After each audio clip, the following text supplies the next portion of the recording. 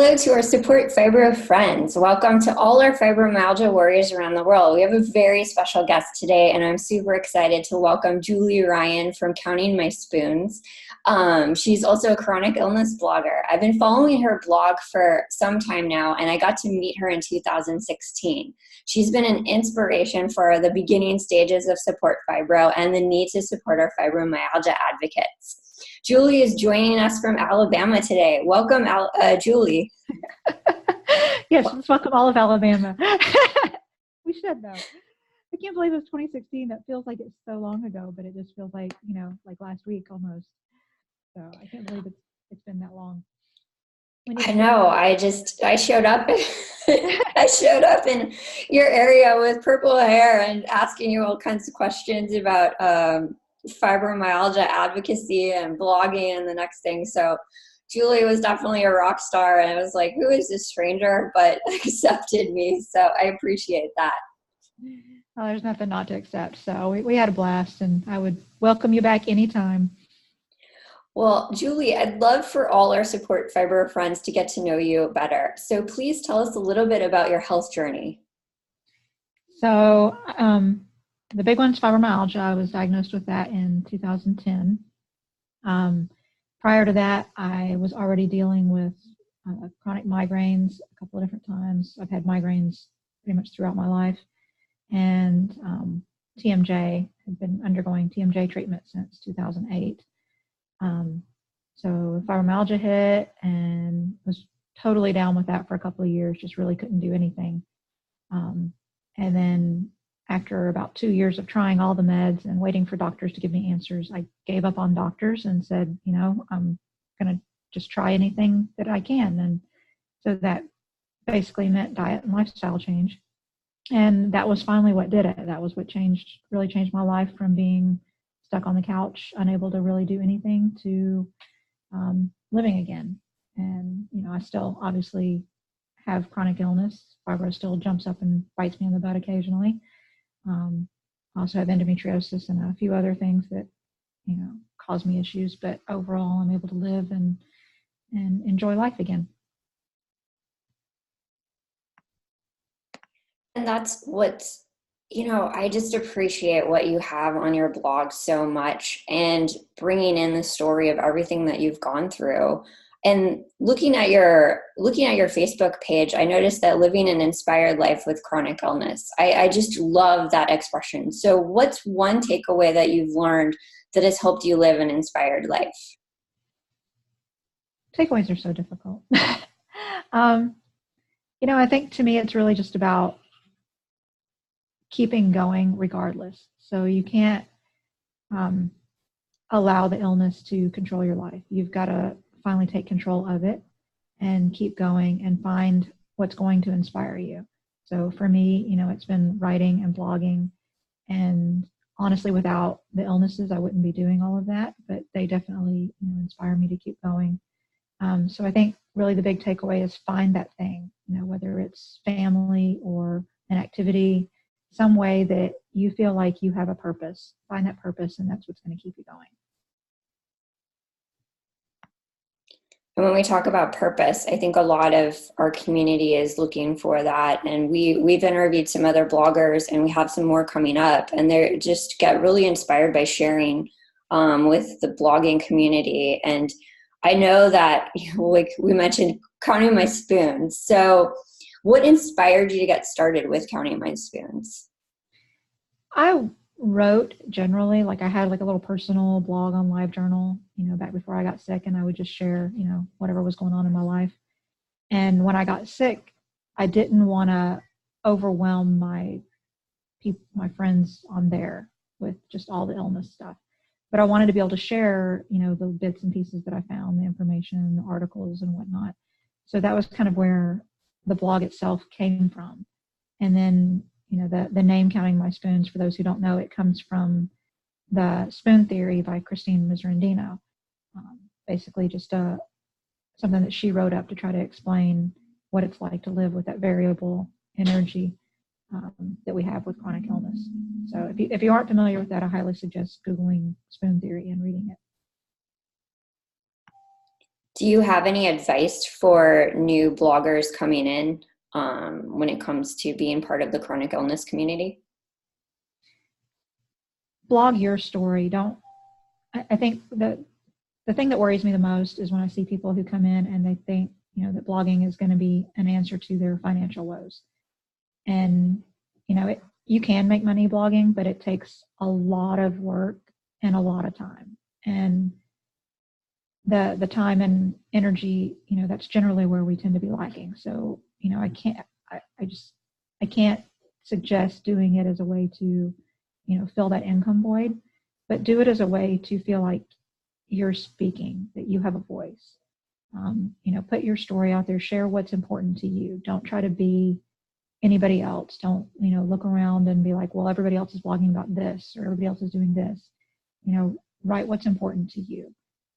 For me, when I first started, I was writing kind of my story of what I was going through and the experiences that I was having and, the articles that I would find and things like that. And over the years, it's, morphed into a completely different blog. So, it's much more about trying to be a little bit inspirational, but even so, 90% of what I write, I'm writing because I need it, not because I'm thinking that I'm doing it for necessarily somebody else.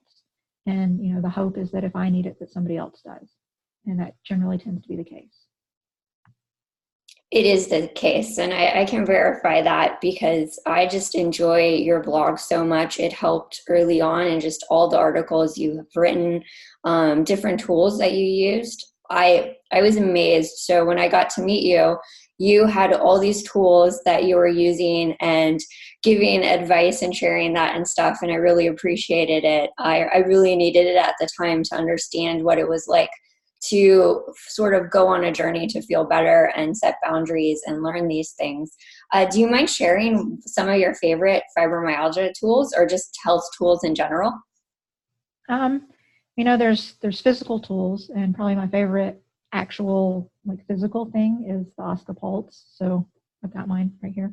I love that thing, and you and I actually met at their grand opening again. That wasn't our first time, but it's great for dealing with the pain and helping to minimize it, and it's really helped me with some of the pains that nothing else seemed to touch. Another thing that I love is this little thing called the pill suite that lets you package up your pills to go. So, when we're traveling, it's such a pain carrying around these big, massive pill boxes, but to be able to just pack them up into these little bitty bags and have them, ready when I need them, that's really awesome. But, tools is about a lot more than just these physical things. So like probably one of the biggest tools that we have in our toolbox really is pacing, learning how to listen to our body and slow down and work at the pace that it can go. And, lately I've been kind of bad at that because I've been working on trying to get my house ready to sell. So I've been overdoing it a lot. But when we can actually do that and stop and take breaks regularly and listen to our body when it says, you know what, I'm done, and actually stop, that's probably the most important tool that we can have. I'm still learning and pacing myself. It's a constant struggle. I think so. How do you manage it all with keeping up with work, writing, and just personal life? I just do the best I can. I've learned that I'm not going to do everything in a day that I want to do. So, I try to keep my to-do list short. I use Google Tasks a lot, and I'll have, my regular repeating tasks, reminders on there, and then I have my other little things. And I just try to keep that list short. And I also try to remember that if it doesn't get done today, it's okay. It'll still be there tomorrow. It's not going to kill me. There's no major, cost involved. And that was, a big thing this year as I was trying to get my house ready to sell. I got hit with some new symptoms and what looked like intracranial hypertension headaches. So I was just down for about a month of just massive, felt like my head was exploding. And, at first that really stressed me out because I had this plan. I was going to get my house ready by X date. I wanted it on the market by the end of March. I really wanted it on the market by the end of February, but I figured out in January that wasn't going to happen.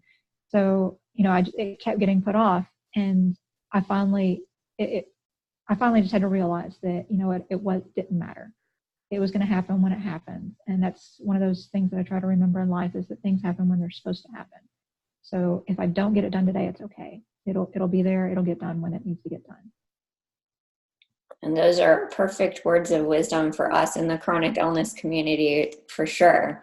One thing I know we talked about a lot in 2016, because again, you were really a lot of the inspiration behind some of these aspects that we put together for Support Fibro and how to support the advocates around the country, because I hadn't connected with a lot of you before, even though I was doing advocacy in fibromyalgia. And this was just so important to me because there were so many people around the country and even the world doing great and amazing work and helping the community in so many ways. So I'd love to hear from you. What do you feel will benefit the fibromyalgia community the most moving forward? I think continuing to do what we've been doing these last few years, and that's really just being vocal. The more of us who are getting out there and sharing our stories, the more real it is. It's no longer, when I was diagnosed in 2010, it was still very much a trash can diagnosis. It was very likely that if you talked to a doctor, they were going to tell you that it didn't exist, or that you were making it up, or, you go into a doctor and your paperwork says you have fibromyalgia, they're just going to blow everything off as, oh, you just have this thing. They put everything off to it, but at the same time not believing it. So basically they think you're a big liar who's pretending to be, in pain. But I think that the more of us who have gotten out there and spoken up, that as more of us are doing that, and people can really see that it's real, not just, the fact that we're helping other patients see that they're not alone and that it's real, that everyone is seeing it. I see, you guys, the work you guys are doing, the work that, Norman's doing, getting out there and getting it so apparent that it's not just women. Like, that's so important. So I think just continuing to do what we're doing, communicating, being vocal, and being seen. And that's what we're continuing. And I like building up the community aspect where we're supporting each other as well. And I'm a big supporter of all the blogging community and what you started for the Chronic Illness Bloggers Network. So thank you so much for doing that and inspiring other bloggers. And I definitely, please connect with Julie. And especially if you're a blogger, connect with the Chronic Illness Bloggers Network. So what's next for Counting My Spoons?